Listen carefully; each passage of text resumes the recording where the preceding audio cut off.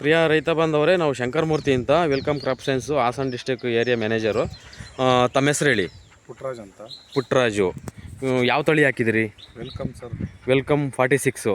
ಈಗ ನಿಮ್ಮದು ಯಾವ ಊರು? ನಮ್ಮನ್ನು ಮಾಡಲಿ ಹಾಂ, ಇಲ್ಲಿ ಅಂಗಡಿ ಮಾಡ್ಕೊಂಡು ಇಲ್ಲಿ ವೆಲ್ಕಮ್ ಅಂತ ಹಾಕಿದೀವಿ. ಹಾಂ, ವೆಲ್ಕಮ್ 46 ಇದು. ವೆಲ್ಕಮ್ 46. 46 ಯಾರೋ ಒಬ್ರು ಹೇಳಿದ್ರು ಹಾಂ, ತಂದು ಹಾಕಿ ಚೆನ್ನಾಗಿ ಬರುತ್ತೆ ಅಂತ. ವೆಲ್ಕಮ್ ಹಾಕಿ ಚೆನ್ನಾಗಿ ಬರುತ್ತೆ ಅಂತ ಅದಕ್ಕೆ ಹಾಕಿದೀವಿ. ಹಾಂ, ಒಂದು ಎಕರೆ ಹಾಕಿದೀವಿ.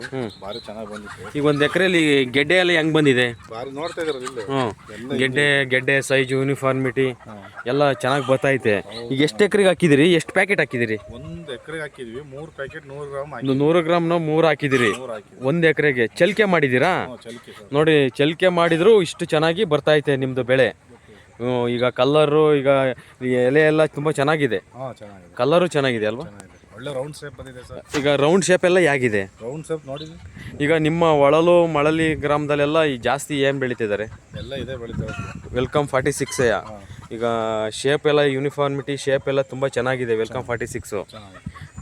ಓಕೆ, ತುಂಬ ಧನ್ಯವಾದಗಳು.